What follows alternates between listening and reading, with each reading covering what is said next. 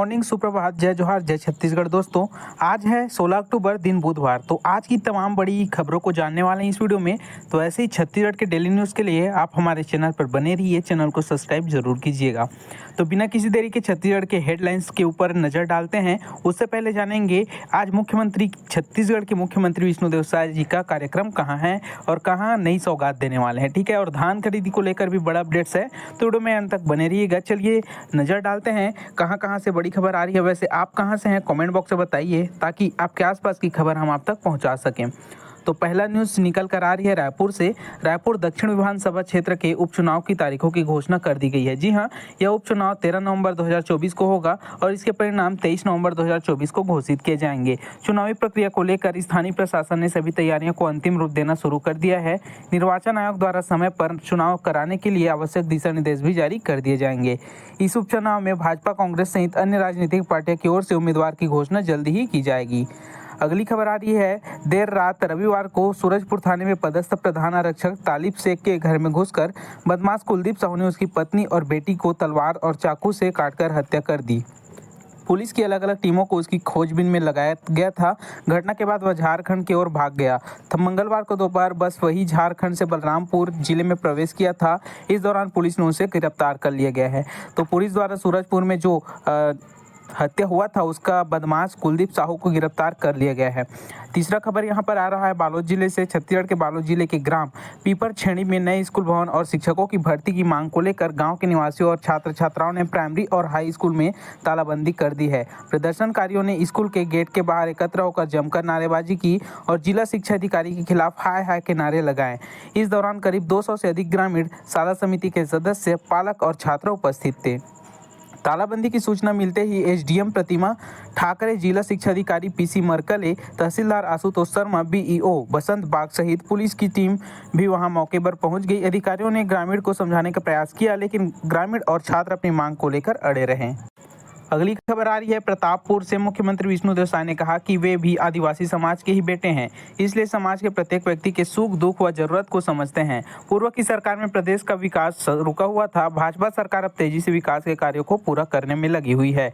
विधानसभा चुनाव से पूर्व मोदी की गारंटी नाम के लिए किए गए प्रत्येक वादे को पूरा किया जा रहा है। आप लोगों के आशीर्वाद से ही सरगुजा संभाग की पूरी 14 सीटों पर भाजपा को विजय मिली है।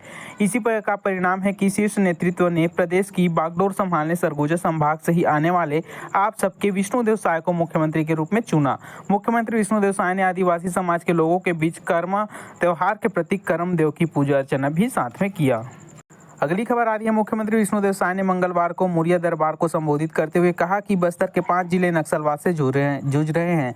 दशहरा के अवसर पर प्रदेश में खुशहाली की कामना करते हुए नक्सलवाद को बढ़ावा देने वाले तत्वों को सुदबुद्धि देने की कामना करता हूं। मुख्यमंत्री साय ने कहा कि जगदलपुर में निर्मित दशहरा पसरा जीवंत उदाहरण है बस्तर दशहरा का। इसके बस्तर आने वाले सैलानी बस्तर दशहरा पर्व की विशेषता को जान पाएंगे। इस वर्ष बस्तर दशहरा की भव्यता और बढ़ी। इसके लिए हमारी सरकार ने बस्तर दशहरा की राशि 25 लाख से बढ़ाकर 50 लाख रुपए की थी, जिससे पर्व पहले से अधिक भव्य तरीके से मनाया गया। अगली बड़ी खबर आ रही है धान खरीदी को लेकर। खरीफ विपणन 2024-25 के लिए समर्थन मूल्य पर धान खरीदी और मक्का की खरीदी के लिए किसान का पंजीयन 31 अक्टूबर तक हो सकेगा। तो कई किसान का हमारे पास कमेंट आ रहा था कि न्यू किसान का पंजीयन कब होगा। तो आपको बता दें कि 31 अक्टूबर तक हो सकेगा पंजीयन। आप अपने समिति में जाकर पता कर सकते हैं। किसान अपने क्षेत्र के ग्रामीण कृषि विस्तार अधिकारी, सहकारी समिति प्रबंधक से संपर्क कर नया पंजीयन करा सकते हैं। खाद्य विभाग से मिली जानकारी के अनुसार नया पंजीयन फसल रकबा संशोधन एवं कैरी फॉरवर्ड के लिए इस वर्ष 1 जुलाई से किसान का पंजीकरण शुरू हो गया था। कृषि विकास एवं किसान कल्याण तथा जैव प्रौद्योगिकी विकास द्वारा प्रदेश के किसानों को विभिन्न शासकीय योजना से लाभान्वित करने के लिए कृषक पंजीयन की प्रक्रिया को सरलीकरण के लिए एकीकृत किसान पोर्टल बनाया गया है, जिस पर आप करा सकते हैं। अगली बड़ी खबर आ रही है रायपुर से। चुनाव आयोग ने प्रेस कॉन्फ्रेंस कर महाराष्ट्र झारखंड चुनाव की तारीख का ऐलान कर दिया है। चुनाव आयोग ने उपचुनाव की तारीखों की भी घोषणा कर दी है। छत्तीसगढ़ की राजधानी रायपुर दक्षिण विधानसभा सीट पर उपचुनाव की तारीख का भी ऐलान हो गया है। महाराष्ट्र और झारखंड विधानसभा चुनाव के साथ चुनाव आयोग ने देश के 48 सीटों पर उपचुनाव की घोषणा की है। छत्तीसगढ़ की रायपुर दक्षिण विधानसभा सीट पर पहले चरण में 13 नवंबर को मतदान होगा। 23 नवंबर को काउंटिंग होगी। 1980 के विधानसभा चुनाव में रायपुर की जनता जनता ने चुनाव परिणामों को बदला था और रायपुर टाउन और रायपुर रूरल दोनों सीटों पर भारतीय राष्ट्रीय कांग्रेस ने कब्जा किया। 1980 में भारतीय जनता पार्टी रायपुर टाउन की सीट पर पहली बार चुनाव मैदान में उतरी थी। हालांकि 1980 के विधानसभा चुनाव में भारतीय जनता पार्टी ने सीट पर अपनी पकड़ मजबूत करनी शुरू कर दी थी। भारतीय जनता पार्टी को लगभग 27% वोट 1980 विधानसभा चुनाव में मिले थे। अगली बड़ी खबर है मानसून को लेकर। छत्तीसगढ़ में मानसून की वापसी हो गई है। 15 अक्टूबर मंगलवार को मानसून छत्तीसगढ़ से विदा हो गया था। सबसे पहले प्रदेश के सरगुजा संभाग से मानसून की विदाई शुरू हुई। सरगुजा से 11 अक्टूबर को मानसून चला गया था। उसके बाद धीरे धीरे प्रदेश के अन्य इलाकों से मानसून लौटने लगा। मंगलवार 15 अक्टूबर को समस्त छत्तीसगढ़ से मानसून की वापसी की घोषणा मौसम विभाग ने कर दी है। छत्तीसगढ़ से मानसून की वापसी के बाद भी बारिश के आसार बन रहे हैं। मौसम विभाग ने संभावना जताई है कि प्रदेश के कई हिस्सों में 19 अक्टूबर की तक हल्की मध्यम वर्षा होगी। दक्षिण छत्तीसगढ़ और उत्तर छत्तीसगढ़ में बारिश के आसार हैं। मौसम विभाग के मुताबिक बंगाल की खाड़ी में लो प्रेशर का क्षेत्र बना हुआ है, जिससे अगले 24 घंटों के अंदर डिप्रेशन की स्थिति है, जिससे 19 अक्टूबर तक छत्तीसगढ़ में बारिश होने की संभावना बताया जा रहा है। अगली खबर आ रही है कवर्धा जिले के लोहाराडीह से। आगजनी केस के जांच सीबीआई से कराए जाने की मांग पार्वती साहू ने की है। पार्वती साहू समाज से आती है और साहू प्रकोष्ठ की महिला अध्यक्ष है। पार्वती अपनी 8 सूत्री मांगों को लेकर आमरण अनशन पर बैठी है। कवर्धा के राजीव गांधी पार्क में अनशन पर बैठी पार्वती को साहू समाज का भी समर्थन मिल रहा है। इस बात का दावा हुआ कि खुद पार्वती साहू ने किया कि अनशन पर बैठी महिला का एक कहना है कि लोहाराडीह केस की जाँच सीबीआई को सौंपी जाए। जेल में जो भी निर्दोष लोग बंद हैं उनको जल्द से जल्द रिहा किया जाए। पार्वती ने कहा कि जब तक निर्दोष को छोड़ा नहीं जाता उनका अनशन जारी रहेगा। अपनी 8 सूत्री मांगों को लेकर आमरण अनशन पर बैठी पार्वती साहू का कहना है कि उससे मिलने के लिए अभी तक कोई प्रशासन का अधिकारी नहीं आया है। शासन की ओर से कोई उनसे बातचीत करने नहीं आया है, तो अपनी मांग उनके सामने रखेगी। पार्वती का यह नेतृत्व मृतक शिव प्रसाद साहू उर्फ कचरू साहू को दोबारा पोस्टमार्टम किया जाना चाहिए, इसके लिए मांग उठा रही है। अगली बड़ी खबर आ रही है मनेन्द्रगढ़ चिड़मिरी भरतपुर से। सूरजपुर में सोमवार को प्रधान आरक्षक तालिब शेख की पत्नी और पुत्री की हत्या बदमाशों ने कर दिया था। वहीं आज मनेन्द्रगढ़ में प्रधान आरक्षक की पत्नी और पुत्री का गमगीन माहौल में जनाजा उठाया गया। इस दौरान जन सैलाब उमड़ पड़ा। मनेन्द्रगढ़ और मोहरापारा में कब्रिस्तान में सुपुर्द एक खाक किया गया। जी हां, प्रधान आरक्षक तालिब शेख के गृह ग्राम में जनाजा निकाला गया। तालिब शेख की पत्नी और बेटी के जनाजे में सबू समुदाय के लोग बड़ी संख्या में शामिल हुए। इस दौरान लोगों ने दुख तालिब शेख और उसके परिजन को सांत्वना दी और परिवार के प्रति अपनी संवेदनाएं व्यक्त किया।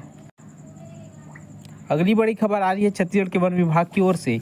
बारनपारा अभ्यारण्य में तीसरी बारन नवापारा बटरफ्लाई मीट हो रही है। इसका आयोजन 21 से 23 अक्टूबर तक होगा। बटरफ्लाई मीट का उद्देश्य बारन नवापारा अभ्यारण्य के विभिन्न आवासों में तितलियों की विविधता पर पता लगाने के लिए है। इसके वैज्ञानिक दृष्टिकोण के साथ आगे के अध्ययन के लिए प्रमुख हॉट स्पॉट स्थापित करने में मदद मिलेगी।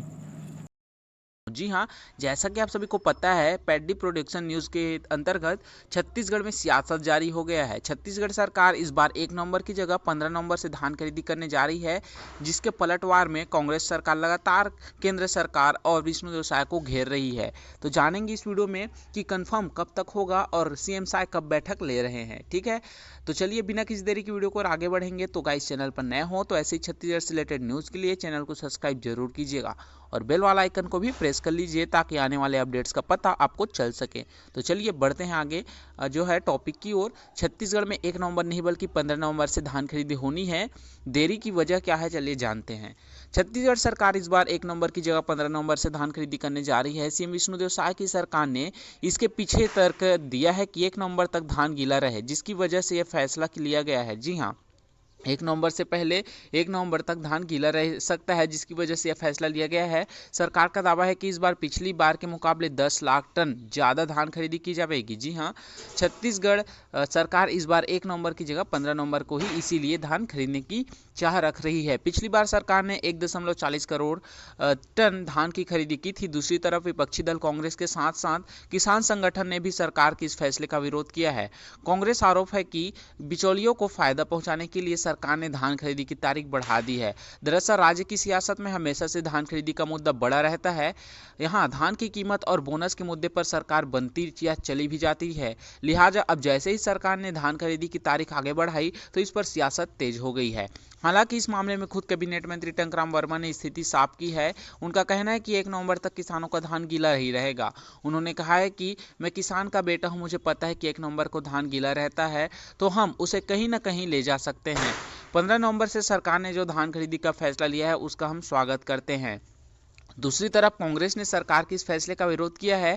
कांग्रेस प्रवक्ता धनंजय ठाकुर का कहना है कि राज्य में हर साल 1 नवंबर से धान खरीदी होती रही है। अब सरकार जिस तरह से नीतियां बना रही है उससे साफ है कि वो किसान के लिए अपने ही वादे का पूरा नहीं करना चाहती। 31 रुपये दर की धान खरीदी करने में सरकार के पसीने छूट रहे हैं, इसलिए सरकार आनाकानी कर रही है ताकि किसान परेशान होकर अपना धान बिचौलियों को बेच दे। वहीं किसान नेता विजेंद्र सोनबेन ने कहा कि छत्तीसगढ़ का स्थापना दिवस 1 नवंबर को है। अब तक हर बार 1 नवंबर से ही खरीदी होती है। उन्होंने बताया कि लगभग 20 से 30% फसल तैयार हो गई है। आने वाले दिनों में 50% फसल तैयार हो जाएगी। किसान यदि 15 नवंबर तक इंतजार करेगा तो उसके सामने भंडारण की समस्या आएगी। ऐसे में यदि बारिश हो गई तो उसकी मुसीबत और बढ़ जाएगी। उन्होंने सरकार से मांग की है कि धान की खरीदी 1 नवंबर से की जाए। तो इस प्रकार से जो सियासत है बड़ा गरमाया जा रहा है, क्योंकि धान खरीदी को लेकर बड़ा ही मसला यहाँ पर खड़ा हो चुका है। क्योंकि किसान भी चाहते हैं कि 1 नवंबर से धान खरीदी हो ताकि जल्द से जल्द वो धान बेच सके, उनके खाते में पैसे आ जाए। क्योंकि 50% दिवाली तक 50% जो है फसल तैयार हो जाएगा, रेडी हो जाएगा, तो कई लोगों की घर में समस्या हो सकता है जो है फसल को रखने के लिए, धान को रखने के लिए। तो ये सरकार नहीं समझ रही है। ठीक है, अगर बारिश हो गए फसल को रखे तो और गीला हो सकता है और ख़राब भी होने की संभावना रहेगी। इसलिए किसान और विपक्षी नेता जो है 1 नवंबर से धान खरीदने की जो है गुहार लगा रहे हैं। देखते हैं सुनते हैं कि नहीं बीजेपी सरकार ये बात को। तो चलिए आगे और एक न्यूज़ है उसको देखते हैं। जैसा कि जो जानते हैं मुख्यमंत्री विष्णुदेव साय 14 अक्टूबर को रायगढ़ जिले के लैलूंगा प्रवास पर रहे थे। ठीक है, हेलीपैड कुंजरा के 3 किलोमीटर क्षेत्र को नो ड्रोन फ्लाई जोन घोषित किया। मुख्यमंत्री ने जिला रायगढ़ तहसील लैलूंगा के कुंजरा हेलीपैड में लैंडिंग उड़ान के दौरान सुरक्षा व्यवस्था को दृष्टिगत रखते हुए हेलीपैड कुंजरा तहसील लैलूंगा के 3 किलोमीटर की परिधि को नो ड्रोन फ्लाई जोन घोषित कर दिया है। जी हाँ, सीएम साय ने जो है ये वहाँ जाकर एक बड़ा फैसला लिया है। वहीं सीएम विष्णुदेव साय की पहल पर भारत सरकार ने 8 सड़क खंडों के विकास के लिए स्वीकृति किए गए 892 करोड़। और अगली खबर है पीएचई में 261 पदों पर भर्ती की प्रक्रिया शुरू। मुख्यमंत्री शाह के निर्देश पर अवृत्त विभाग ने दी अनुमति। चलती इलेक्ट्रॉनिक स्कूटी में लगी आग, कूदकर चालक ने बचाई अपनी जान। तो आप इलेक्ट्रिक स्कूटी चलाते हैं तो ध्यान दीजिए, चार्जिंग करते वक्त बहुत ही जरूरी है।